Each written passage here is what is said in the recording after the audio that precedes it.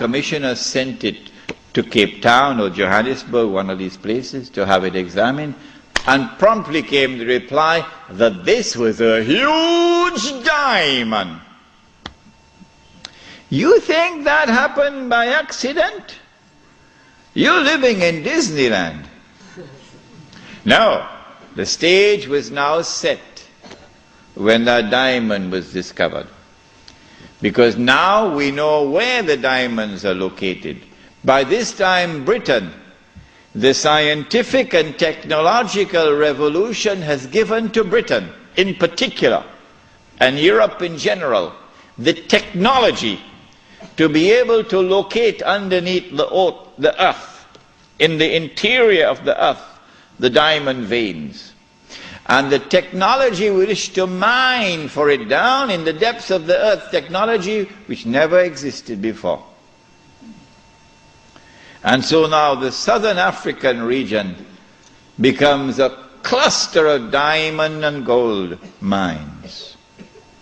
One mine in particular becomes the most famous one of all. 3 months ago, I stood myself at that mine. It was the biggest man-made hole in the world, in a town called Kimberley. You heard about Kimberley diamonds. Yeah. When the diamonds were discovered at Kimberley and in the surrounding areas, it was the biggest discovery of diamonds in history.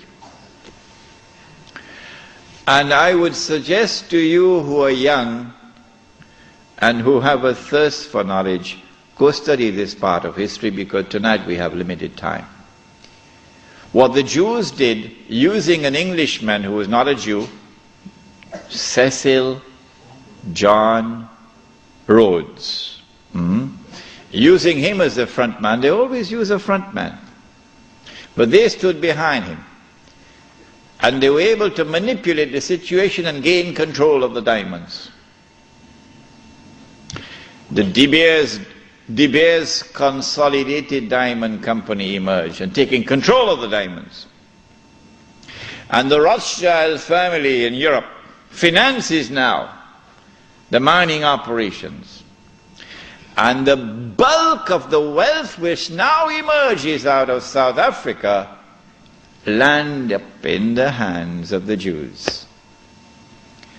In 1914, the Kimberley mine was closed down because it had yielded all that it could yield. The rest that now remained was just chicken feed. So they closed it down in 1914. When I went to that diamond mine in Kimberley, there were wheelbarrows filled with plastic cubes to show you, give you an estimate of how many diamonds came out of this diamond mine. There were 5 huge barrows filled, brim, heaping with these plastic cubes. That's how many diamonds they got. And these were sold in the market, the international market, at the premium price, because they cornered the market through the Consolidated De Beers to establish a monopoly to ensure that the price would not come down. The Prophet ﷺ cursed that. When Kimberley was closed down in 1914, the European Jew now had amassed the maximum wealth he could amass at that period of time. This is just about 17 years after the Zionist movement was established. Within these 17 years, Dajjal had struck and had delivered to the European Jew this massive windfall of wealth. And so now they are ready, in 1914, to move to the next stage. The philosophical and political systems are already in place, and now the military attack. To destroy the Khilafah, you'll have to destroy the Ottoman Empire. And you cannot destroy the Ottoman Empire with 5,000 Jews in an army. You need a world war to destroy the Ottoman Empire. That's a tall order. So what you do is you plan a conspiracy. And you stay behind so that your fingerprints are not on the crime.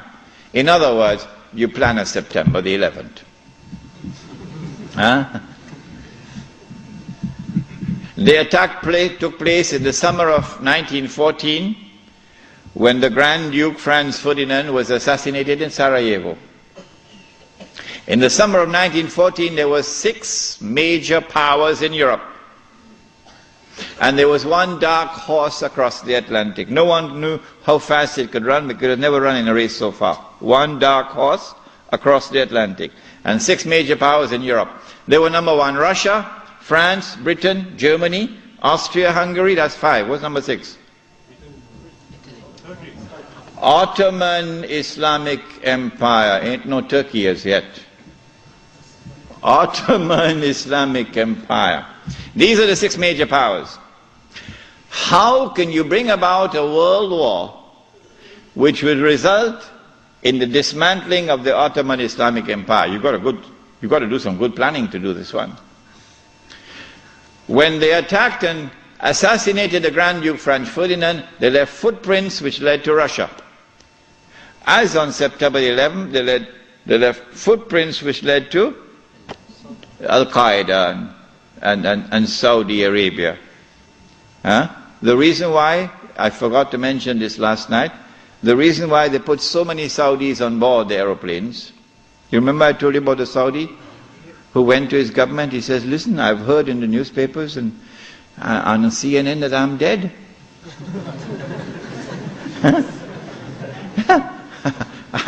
It seems to me as though I'm alive. What they'd done was to hijack his identity and put it on board the plane. I forgot to mention to you last night why they had put so many Saudis. The reason for this is to attack the client relationship, the friendly relations between the United States and the government of Saudi Arabia.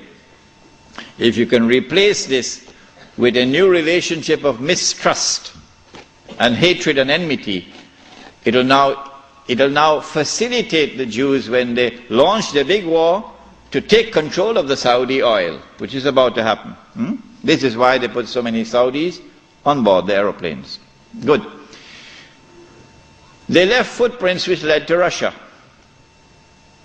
And so Austria-Hungary had no option but to declare war on Russia. But Britain and France already had a treaty, a defense treaty with Russia. The Secretary of State, the Foreign Minister in Britain, was a Jew. And so Britain and France now had to declare war in favor of Russia against Austria-Hungary.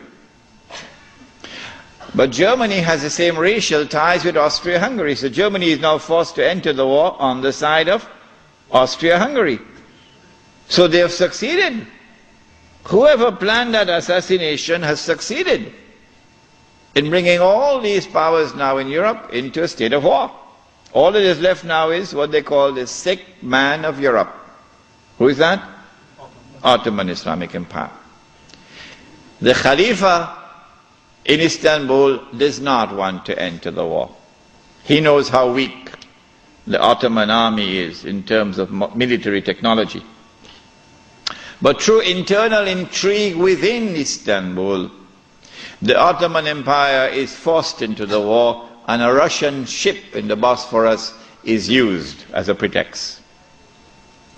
Once the war started, that massive wealth which the Jews had accumulated is now going to be used strategically for the purpose of influencing the direction of the war to get the prize that the Jews want. What is that prize?